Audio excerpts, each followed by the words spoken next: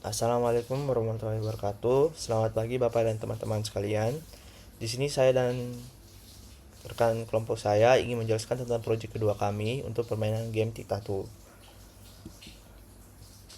Dimulai dengan perkenalan. Di sini kelompok kami terdiri atas 3 orang, di mana ada Joshua Riz Giovanni Manggialu, kemudian Valentino Kevin Versen, dan saya sendiri Valen Putra Wijaya.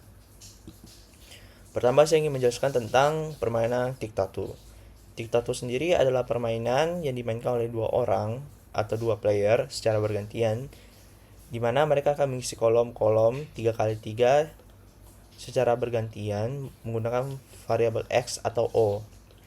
Nah, untuk menentukan pemenangnya adalah pemain yang pertama kali secara berurutan vertikal atau horizontal maupun diagonal berhasil menempatkan lambang O atau X di papan. Kemudian, apabila tidak ada yang berhasil, maka permainan akan di-seri. Di sini, saya akan menjelaskan codingan game Tic-Tac-Toe kami. Yang pertama ada declare variable, di mana di board papan 3x3 akan berisi angka, di mana angka 1 adalah player, angka -1 adalah komputer, dan 0 untuk kosong. Kemudian, ini adalah main function kami. Di main function berfungsi sebagai pusat kembali permainan, di mana player dan komputer akan bermain secara bergiliran. Setelah setiap giliran akan dicek apakah ada yang menang atau permainan seri. Baik, selanjutnya kita akan masuk dalam penggunaan function.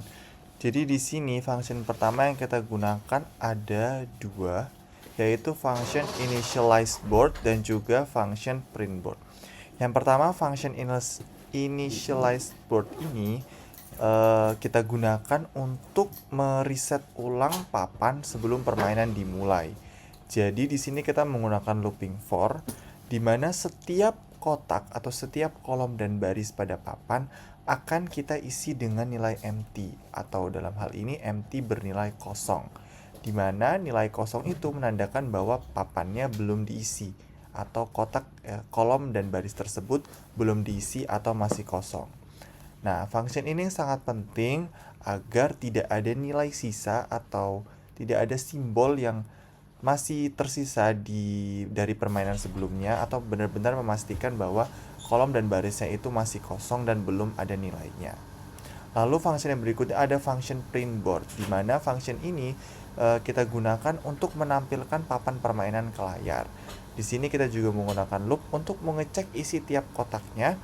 Jika nanti salah satu kolom atau barisnya diisi oleh player, maka akan diisi dengan nilai 1 atau akan menampilkan simbol X di papan. Sebaliknya jika diisi oleh komputer, maka yang terinput adalah nilai -1 dan yang ditampilkan di papan adalah simbol O. Nah, jika kosong atau empty, maka yang ditampilkan adalah spasi kosong. Jadi menandakan kalau papan boardnya itu belum diisi. Oke, selanjutnya kita akan masuk pada function player move, di mana sesuai namanya sendiri, function ini adalah tempat pemain memberikan atau memasukkan inputnya. Jadi pemain akan diminta untuk memasukkan nilai atau angka pada baris dan kolom yang mereka inginkan, dimana nanti akan jumlah baris atau kolom itu dikurangi 1 sesuai dengan array yang kita pakai, yaitu dimulai dari indeks 0. Nah, function ini juga nantinya akan mengecek apakah input yang dimasukkan oleh user atau dimasukkan oleh player itu valid atau tidak. Dimana dalam hal ini valid itu berarti user mengisi kolom atau baris dengan rentang 1 sampai 3. Itu kolom 1, 2 atau 3 atau baris 1, 2 atau 3. Dan juga function ini juga akan mengecek apakah baris atau kolomnya sudah terisi atau belum. Nah, jika valid, maka posisi papan yang diisi atau diinput oleh player akan ditampilkan simbol X. Nah, tapi jika tidak valid, maka player atau pemain akan diminta untuk melakukan input ulang. Nah, lalu kita juga pakai function yang kita beri nama computer move. Hampir mirip dengan function yang sebelumnya, namun function computer move ini adalah logika utama atau cara berpikir utama dari komputer. Di sini dengan function ini komputer akan memeriksa semua posisi yang kosong yang ada di papan, baik itu kolom maupun baris. Nah, kemudian dengan function ini komputer akan mengecek dan juga mengecek setiap baris dan kolom, lalu mencoba kemungkinan langkah-langkah yang bisa diambil sesuai dengan input dari player yang sebelumnya. Lalu komputer akan memprediksi dan juga menghitung skor dari langkah-langkah yang ia ambil menggunakan algoritma minimax yang akan kita bahas setelah ini. Dimana nanti karena input yang dimasukkan ada bernilai 1 atau min 1, maka komputer akan menghitung dari masing-masing langkah mana yang akan menghasilkan total 3 atau min 3, atau memprediksi langkah mana yang akan membawa komputer pada kemenangan. Nanti langkah dengan skor tertinggi atau yang mencapai nilai 3 atau min 3 tadi akan komputer simpan sebagai best move. Nah, setelah seluruh papan dicek, semua kemungkinan langkah dicek dan didapatkan, maka komputer akan menandai langkah terbaik yang ada di papan dan dapat mengantisipasi pergerakan dari player setelahnya. Nah, dengan function ini, maka komputer akan selalu memilih langkah yang paling optimal dan akan semakin sulit untuk dikalahkan. Selanjutnya saya akan menjelaskan tentang function yang kita gunakan. Yang pertama ada function check win. Jadi function ini berfungsi untuk mengecek apakah player atau komputer menang dengan menjumlah 3 baris atau 3 kolom dan 2 diagonal. Jika jumlahnya 3 ataupun min 3, berarti sudah terdapat pemenangnya. Lalu kita juga menggunakan function isBoard full yang berfungsi untuk mengecek apakah semua kotak sudah terisi. Kalau semua kotak sudah terisi, maka game akan selesai. Lalu untuk function check win sendiri, kita menggunakan boolean untuk mengeceknya. Lalu kita memakai looping for. Kita looping dari 0, 1, sampai 2 untuk mengecek apakah di baris ataupun kolom tersebut sudah bernilai 3 ataupun min 3. Sama juga dengan yang diagonal, kita cek bagian diagonalnya juga, kita jumlahkan. Apabila sudah berjumlah 3 ataupun min 3, maka sudah terdapat pemenang dalam game tersebut. Lalu untuk function isBoard full, kita menggunakan boolean juga, menggunakan looping for sampai i kurang dari 3. Lalu misalkan boardnya sudah di array i dan di array j sudah empty, maka game sudah selesai dan return false. Selanjutnya untuk kodenya, function minimax ini terdapat 3 parameter. Yang pertama ada array board, lalu kedalaman berapa dalam fungsi ini menyelam, kemungkinan langkah ke depan. Lalu ada boolean is maximizing, yang dimana ini adalah function yang menentukan giliran siapa saat ini. Jika true adalah komputer dan false adalah player. Lalu kita cek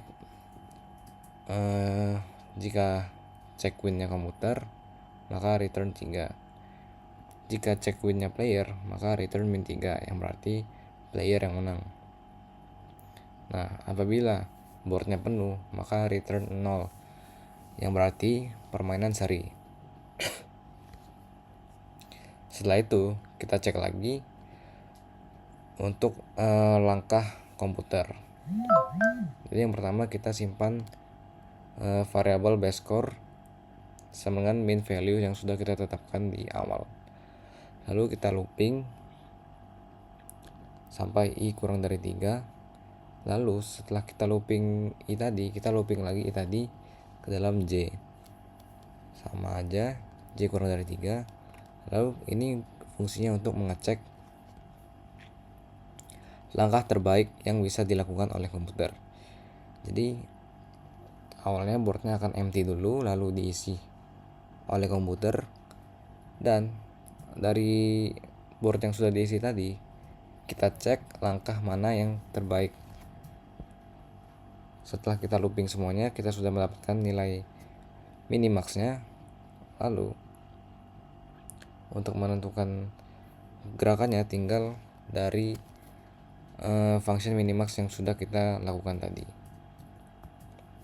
Maka base score-nya sama dengan max score, base score.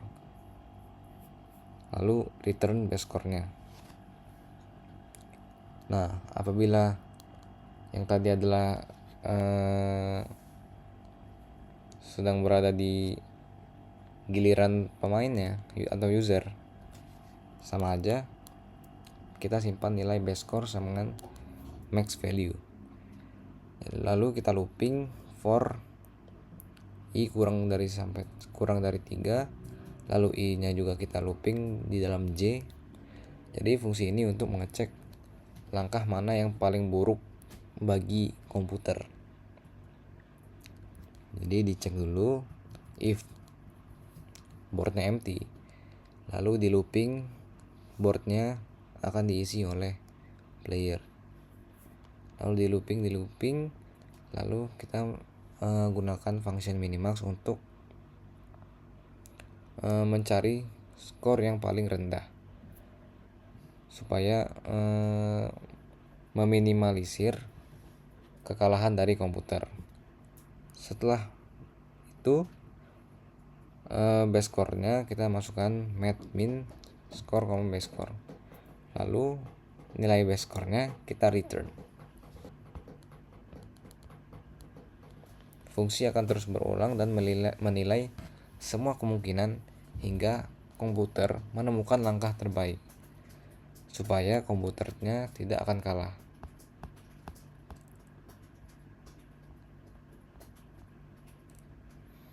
Jadi fungsi function minimax ini rekursif.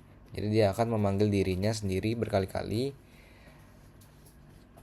Jadi ibarat kata seperti kita bermain catur.